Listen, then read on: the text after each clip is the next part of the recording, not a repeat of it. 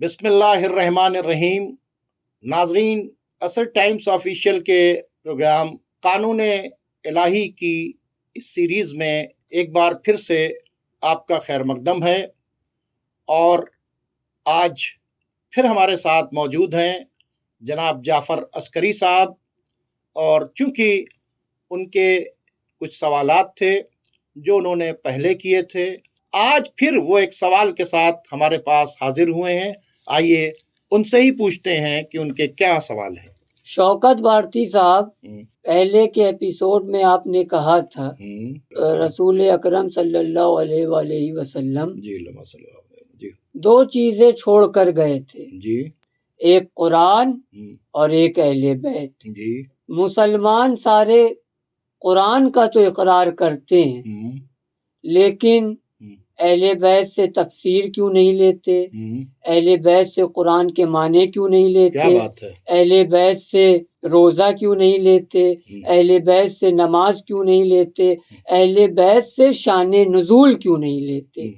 آخر اہل بیت سے ہی دین کیوں لیا جائے؟ بہت اچھا سوال ہے جناب جعفر عسکری صاحب۔ دیکھیے، جس طرح سے ہم کو کوئی سامان لینا ہوتا ہے تو ہم سوچتے ہیں کہ جہاں سے گارنٹی ملے، پنکھے لینے کے لیے جا رہے ہیں اور پورے مارکیٹ میں پنکھے پھیلے ہوئے ہیں، لیکن ہم کو لینا ہوگا تو ہم کیا کریں گے؟ گارنٹی دیکھیں گے۔ بغیر گارنٹی کے ہم کوئی چیز نہیں خریدتے، سمجھدار لوگ۔ پیغمبر نے بھی دین کے لیے گارنٹی دی تھی، جیسا کہ ہم نے آپ کو بتایا تھا۔ اب سوال یہ ہے کہ اہل بیت سے ہی کیوں؟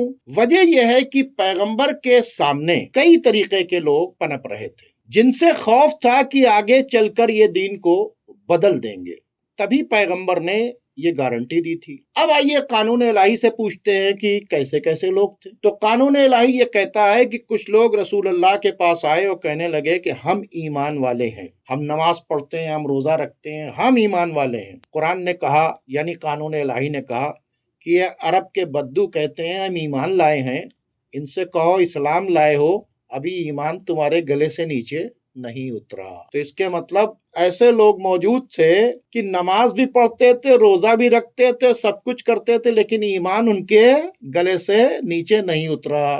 تو ظاہر سی بات چیت ہے، اگر ہم ان سے دین لے لیں گے تو ختم ہو جائے گا۔ حضرت عمار یاسر سامان اٹھا رہے تھے، رسول اللہ نے ان کے پیٹھ سے مٹی جھاڑی، اینٹ اٹھا رہے تھے، اور آنکھوں میں آنسو آئے اور کہا، اے عمار، تم کو اسلام کا باغی گروہ قتل کرے گا، تم اسے جنت کی طرف بلا رہے ہوگے، وہ تمہیں جہنم کی طرف بلا رہا ہوگا۔ یعنی رسول اللہ کے سامنے کیسے لوگ تھے؟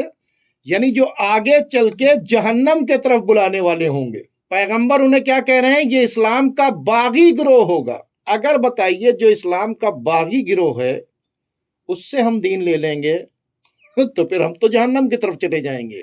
پھر یہ قرآن میں پتہ چلتا ہے کہ اے رسول، تمہارے قریب بیٹھنے والوں میں بہت سے منافق ہیں۔ اب اگر ہم سب سے دین لے لیں گے تو قرآن کیا بتا رہا ہے؟ بیٹھنے والوں میں منافق بھی ہیں، تو نتیجہ کیا ہوگا؟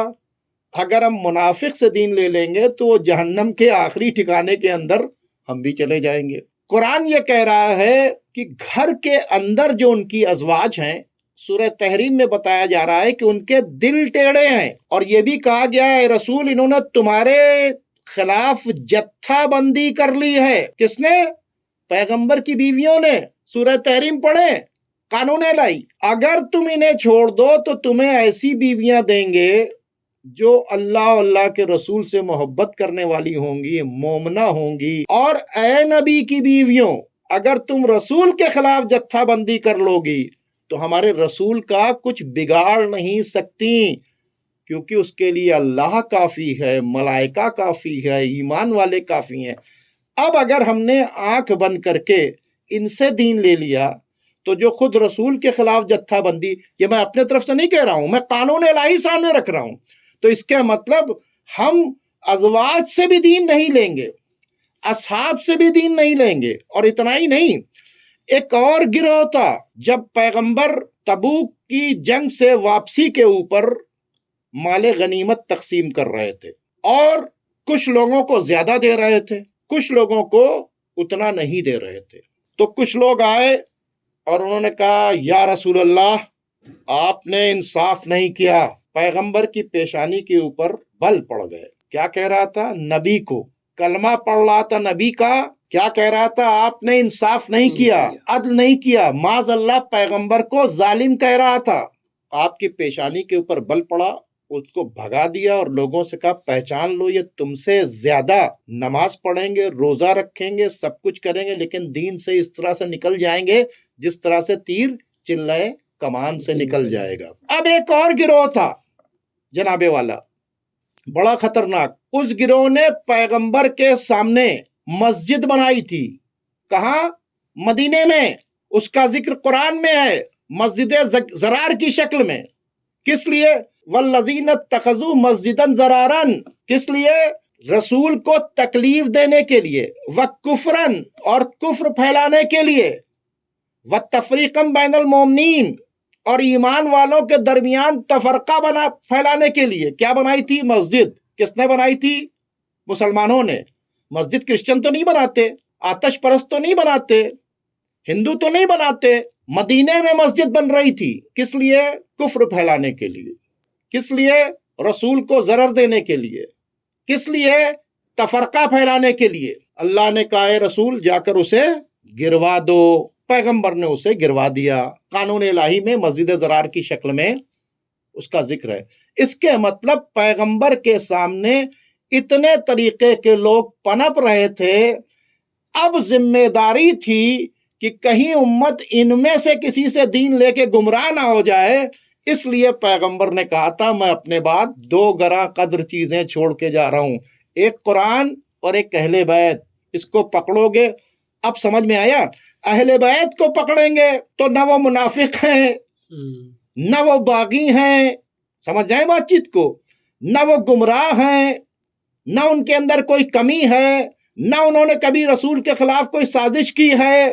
وہ ہیں کہ جو رسول نے دے دیا وہ لے لیا، جیسا رسول نے کہا ویسا کیا، جو اللہ کا حکم آیا، انہیں 100% اللہ اور اللہ کے رسول کی اطاعت کرنے والے۔ تو پیغمبر نے اسی لیے کہا کہ اہل بیت ہی سے دین لینا، تبھی تم جنت جاؤ گے، اور چھوڑ دو گے تو جہنم چلے جاؤ گے۔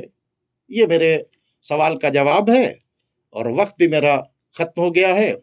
اگر کوئی اور کنفیوژن ہو تو اگلے ایپیسوڈ میں آپ دریافت کر لیجئے گا انشاءاللہ۔ فی الحال ابھی آپ کو اس جواب سے کچھ اطمینان ہوا؟ مطمئن ہو گیا ہوں میں۔ بہت بہت شکریہ آپ کا۔ ناظرین اب پروگرام کا وقت ختم ہو گیا ہے۔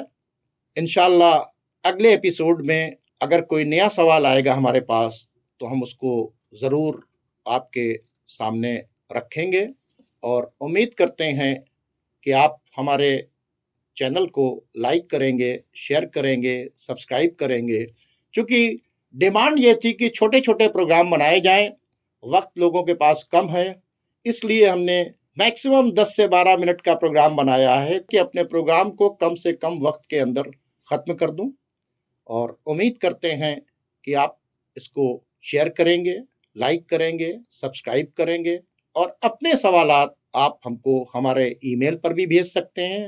اور جیسے جعفر عسکری صاحب نے کہا کہ مجھے تو بہت سے آپ سے سوال کرنے ہیں، تو ہم نے ان سے کہا کہ ویلکم، اور جو بھی آئے وہ سوال کر سکتا ہے۔